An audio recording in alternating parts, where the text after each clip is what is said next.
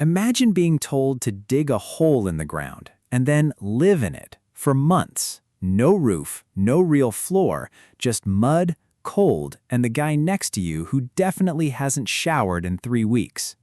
This was trench warfare, and for millions of men during World War I, this wasn't a movie set, it was their reality, every single day, for years. Today, we're going inside. The smells, the sounds, the food, the fear. What did it actually feel like to be a soldier living in a hole in the ground while bullets flew overhead? Let's find out. Let's rewind. It's 1914. Europe has just gone to war and it starts moving fast. Armies charging across open fields, cavalry, flags flying. But then something went very wrong. Both sides started using a new weapon in mass quantities, the machine gun. Suddenly, charging across an open field was basically suicide. So both sides did the only logical thing. They got on their hands and knees and started digging. And what started as a quick tactical move turned into something nobody expected, a 400-mile-long network of trenches stretching from the English Channel all the way to Switzerland. Neither side could move forward, neither side could retreat. They were stuck, and this deadlock lasted for 4 brutal years. So what was it actually like to live in one of those trenches? Let's start at the beginning. You arrive at the front lines after days of marching. You're tired, you're cold, and you're about to experience something nobody back home could have prepared you for. The first thing that hits you isn't a bullet, it's the smell. Because trenches smelled absolutely terrible. Think rotting mud, human waste, unwashed bodies, gunpowder smoke, and worse, much worse. Soldiers who survived the war said the smell alone told you when you were getting close to the front. You could smell it from miles away. Now you climb down inside, and suddenly you realize you're underground. The world above has disappeared. All you can see is 2 walls of dirt and a strip of gray sky overhead. The trench is about 7 feet deep and wide enough for 2 people to pass each other. Barely. If you're tall, you're crouching the whole time. The floor, if you could call it that, was wooden boards called duck boards, laid down over the mud so you didn't just sink into the earth every time you took a step. Notice I said didn't just sink, because sinking, that happened too. Now let's talk about your average day in the trenches. And yes, there was actually a daily routine. Every single morning, before sunrise, every soldier had to stand to. That meant climbing up to the firing step and staring out into the darkness for about an hour. Why? Because dawn was the most likely time for an enemy attack, so every morning started with an hour of silent, exhausted, terrified alertness. After stand to, it was breakfast time, if you could call it that. Soldiers mostly ate something called bully beef, which was basically canned corned beef, hardtack biscuits that could break your teeth, and watery tea, every single day.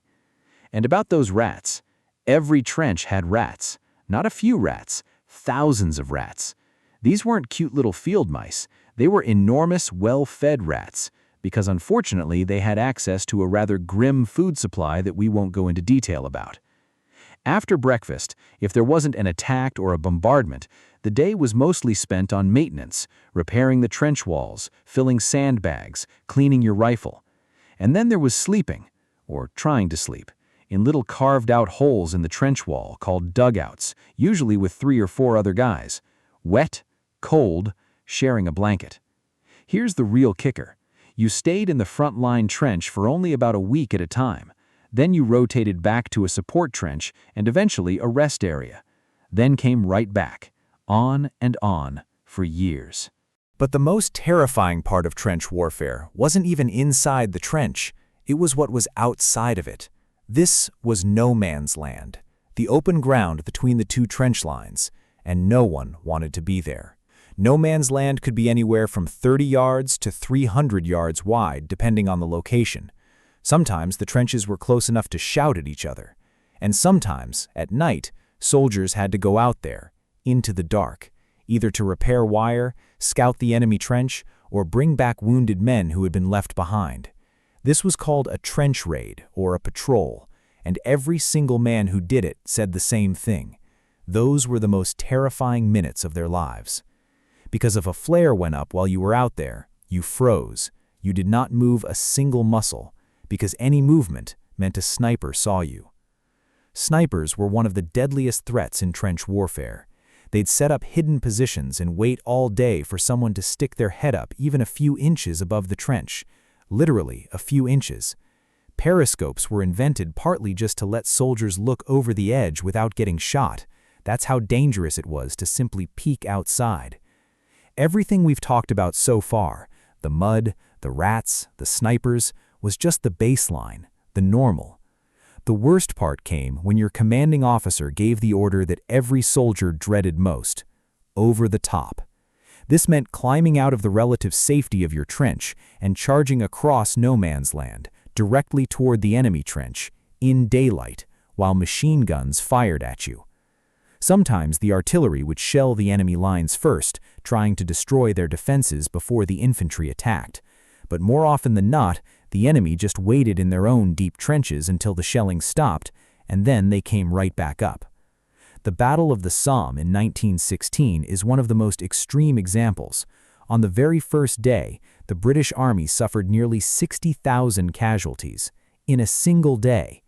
That number is almost impossible to process, but it tells you everything about how brutal these attacks were, and how much the men on the ground knew they were risking every single time they climbed that ladder. And yet, they went, over and over again. That part never stops being extraordinary. Now imagine doing all of this, the no sleep, the rats, the mud, the attacks, for weeks, months, years. What does that do to a person's mind? WW1 introduced the world to something doctors at the time called shell shock. Today, we recognize it as PTSD, post-traumatic stress disorder. Soldiers experienced constant artillery bombardment, shells exploding so close and so loud that it literally scrambled people's nervous systems.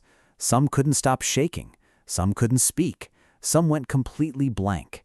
And tragically, many of them weren't treated with sympathy. They were called cowards, ordered back to the front. Some were even court-martialed for desertion, when really their minds had simply broken under unimaginable pressure. The mental weight of trench warfare was just as devastating as the physical, and those scars, many of them, lasted a lifetime. While we're talking about damage, the trenches weren't just dangerous, they were actively trying to kill you from the inside, medically speaking. Trench foot was caused by standing in cold water and mud for days without being able to take off your boots. Your feet would swell, blister, go numb, and in severe cases, gangrene would set in and the foot had to be amputated. Eventually, the army made soldiers rub whale oil on their feet every day to prevent it. 300 gallons of whale oil per division per day. That's how serious it was. On top of that, lice. Every soldier had them, living in the seams of their uniforms, biting constantly. Soldiers spent their free time picking lice out of their clothes in what they called chatting. It was miserable, it was exhausting, and it was the daily experience of an entire generation of young men. Trench warfare ended in 1918 when the war finally came to a close. The guns went silent, and the men who had spent years underground slowly climbed back into the world above. They had survived something that's nearly impossible to describe to anyone who wasn't there. The cold, the noise, the waiting, the moments of absolute terror. And now you know, at least a little bit, what it felt like.